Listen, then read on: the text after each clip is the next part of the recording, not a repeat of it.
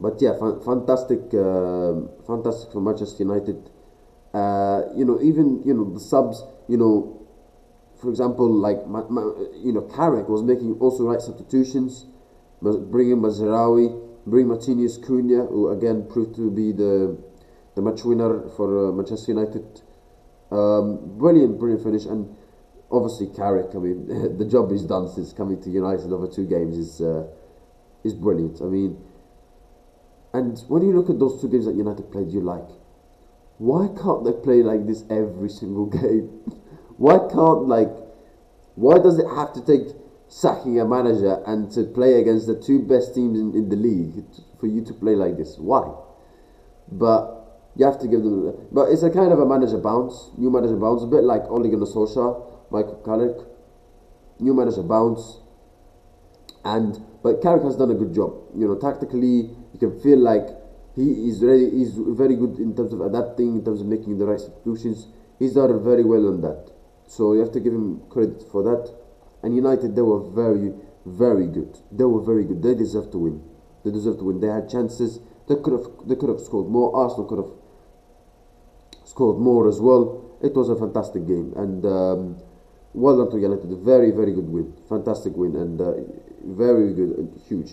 Listen, I don't think that means that Carrick should now be appointed as the permanent manager for Manchester United, because that would be crazy to think like that, because we've seen this story before with Ole Gunnar Solskjaer, but at the same time, Carrick is done very, very good job over 2 games to beat. Your first 2 games is Arsenal against Manchester City, against Pep Guardiola and Mikel Arteta, and for you to beat them both in your first 2 games as the Manchester United interim manager second spell, fantastic. And you look at his record against the big managers, like he beat Emery, he drew with Tuchel, he beat Arteta twice, and he beat Guardiola. So yeah, future best manager in the world. But yeah, brilliant from United, and they deserve to win. Congratulations. Dogu, I thought he was phenomenal. Not only that goal, he was phenomenal in general for the whole game. So Casemiro is going to leave. I thought he had a very good game. Yeah, well done to United. And Lemans, the goalkeeper, I thought he had a good game as well. So deserve to win for Manchester United. Congratulations, and they deserve to win, in my opinion. For Arsenal, I mean, going forward, I mean, we all know that some of the problems they have being critical in front of goal, but the more damning for Arsenal's side was defensively, how poor they were. Defensively, they were so poor. I mean, like, I've never seen Arsenal being defensively this bad. As the last time I think they conceded 3 goals was, I think, Luton Town 2.5 years ago. That's strange, because Arsenal usually are known for being defensively very, very strong, and for them to concede 3 goals at home as well, yeah, it's incredibly strange. If they can, and Arsenal defensively, they were like open. They were open. There was the lack of organisation. I thought Zubimendi and Odegaard were absolutely awful. Zubimendi, I mean, had a very poor game in my opinion. Jesus, I think Mikel Arteta made a mistake starting Jesus. Yes, he did well against Inter, scoring 2 goals, but I think he should have started Gyökeres. I think he should have started Gyökeres instead of Jesus, in my opinion. Tross I don't think he had a good game. The subs, Eze tried to make something happen, but not much. They really scored from the corner. Like, you look at the performance, like Arsenal, like in the first 25-30 minutes they started well, but then after that, like, they got complacent. They started making silly errors, even before the goal they conceded. Like, they started to make silly errors for the build-up, and Arteta was like, if you guys remember. And they didn't, and Arsenal got away with it when straight after they scored, they made a mistake, and they got away with it when Bruno Fernandes had the chance. I think they got away with it, and they didn't this time. They didn't get away with it. They started, they made errors. They made a couple of errors before the goal, and they didn't learn. They didn't learn. Let's not do it again, And they kept making mistakes, and they got punished this time. If you keep doing the same thing all over again, then you'll get punished. And the second goal, brilliant finish from Dogu. People say it should have been a handball. I don't think so, because it hit in his body. However, I think there should have been a penalty, in my opinion, for Maguire. A lot of people say, that, oh, but he fell down, so you can't give it as a penalty. No, but he tried to make a block. He tried to make a block tackle. He tried to block the shot, and he put his hand like this. So I think that should have been a penalty, in my opinion. And also Martinez. I mean, what was he doing to Gabriel Jesus? The guy thinks he's playing in WWE or something. But yeah, back to Arsenal. It was a very, very, very, and I don't want to take this credit for United's great performance, because they were fantastic. But Arsenal, they were very poor. For majority of the game, they were very poor. Made some silly mistakes, defensively all over the place, lack of organization. Defensively, they were so poor, and they deserve to lose. And this is the problem with Arsenal in terms of the big games, and especially under Mikel Arteta. When they play in these big games, they don't go for it. They're not like, they don't smell blood. They don't smell blood. Liverpool away, not a great Liverpool side. Not a great. And they lost 1-0. Liverpool at home, the worst Liverpool side you're going to ever see. And you don't even go for the win. Chelsea, 10 men. 10 men. You don't go for it. This game, same thing. Like, I know Arteta's done a very good job, but like, I think one of the two people. Let me tell you guys this: the guys who are the only guys who can stop Arsenal from winning the Premier League this season is not Manchester City, it's not Aston Villa, it's not Manchester United, it's not Chelsea, it's not Liverpool.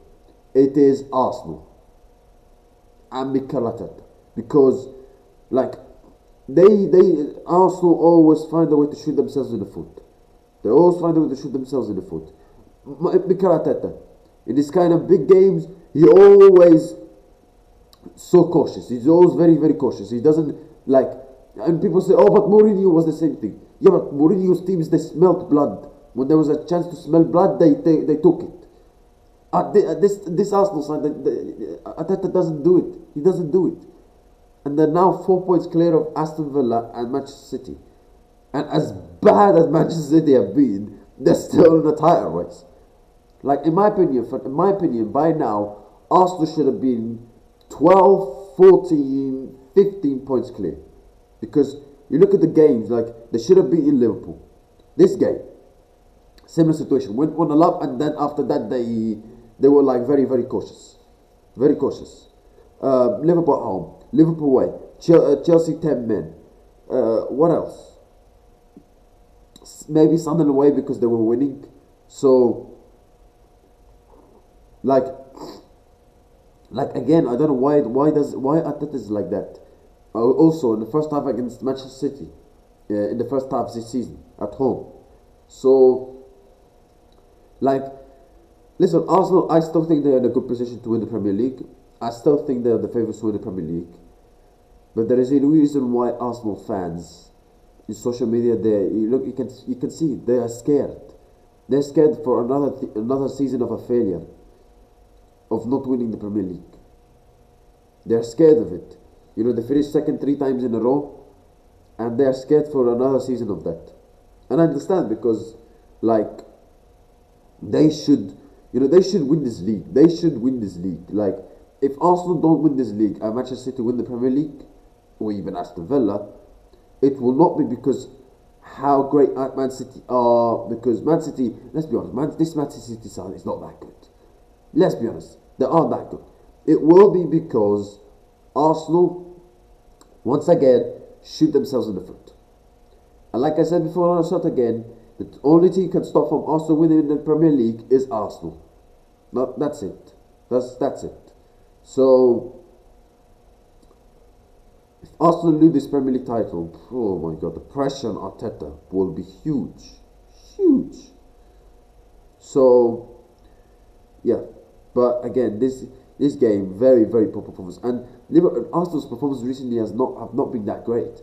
Drawing to Liverpool, joined to Nottingham Forest, and now they lose to Manchester United. Results, I should say. So, yeah,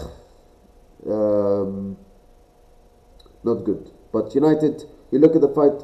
I still think Arsenal win the Premier League, but it's great that the City and Arsenal and Villa are a bit closer to them. But you look at for the battle for the top four. You got United fourth, Chelsea fifth, Liverpool sixth, Fulham, Brentford. I don't think they're in the fight. Newcastle maybe if they bounce back, but I think we'll finish in the top four. Look, if United keep performing the way they've been performing in the last 2 games, I think they should finish in the top four. However, Chelsea, yeah, they've won a couple of games, but I want to see them in the big games. Liverpool, with the current state they're in, I don't think they're going to finish in the top four. That's the current state right now, but that could change in 2-3 months. Who knows? So, but I think with the way teams are playing right now, if you tell me who has a better chance of finishing in the top four, I would say Manchester United. But again, I want to see United what they do against the other teams, the smaller teams, because we all know United when they play against the big teams, they turn up, but against the small teams, the performances go down. So let's see. La Liga, Real Madrid beat Villarreal 2-0. Very good win for Real Madrid. 2 goals from Kylian Mbappe. I thought it was a deserved win for Real Madrid. They didn't concede many big chances. I thought defensively they were solid. 2 goals from Kylian Mbappe. Again, he's been a very good, huge. He's been having a fantastic season in terms of scoring goals. Second goal where he scored, we did a Panenka in front of Brahim Diaz. I mean, he didn't need to do it, but anyway, like that in front of him. But anyway, and remind them of what happened in the AFCON final. But very good win for Real Madrid, considering Villarreal are a very good side. And they're not easy team to play against for the fact that the way Real Madrid handled them defensively, very good. And going forward, they were obviously they scored 2 goals and were decisive. So you have to give Real Madrid credit for their performance, and it was a good performance, good result, and defensively they were solid as well. So yeah, Bayern Munich would lose their first game of the season in the Bundesliga by losing Augsburg 2-1. Yeah, surprised to see them lose to Augsburg because I think Augsburg they're in a fight for relegation, or they're not far away from the relegation battle, I should say. So relegation zone, but Bayern still have a 8-point lead, so I think they should be okay. Como, brilliant winner, 6-0 over Torino. I mean, the job that Fabregas is doing is amazing, and Como, they are in European places. Barcelona respond to Real Madrid winning by beating Real Oviedo 3-0 with an amazing bicycle kick from Lamine Yamal. Brilliant goal from him. Rafinha also scoring, and Dani Olmo. Barcelona go back to the top of the La Liga. Serie A, Juventus beat Napoli 3-0. A very good win for Juventus. They absolutely destroyed Antonio Conte's side, who had only 1 shot on target. So a very good win for Juventus. Well done. And I think they could have scored more as well, if I'm being very honest. Roma drew 1-1 with AC Milan. AC Milan took the lead in the 62nd minute. However, 12 minutes later, Pellegrini equalised with the penalty. It was a typical AC Milan performance. Very pragmatic. Except the goal and the other chance they had, I don't think they created many big chances, in my opinion.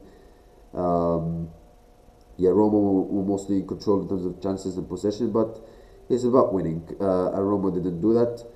So in terms of the league table, Inter Milan are 5 points clear of AC Milan. Roma third. Roma have gone above Napoli. Wow.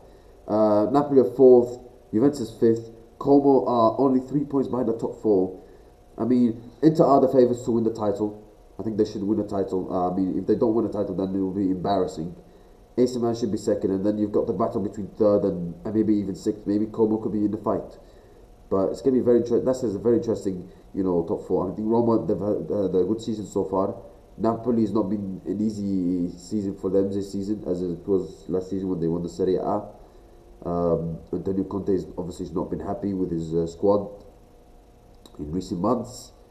Juventus, they're not far away from the top 4 as well, and they are in better form, especially under new manager Spalletti.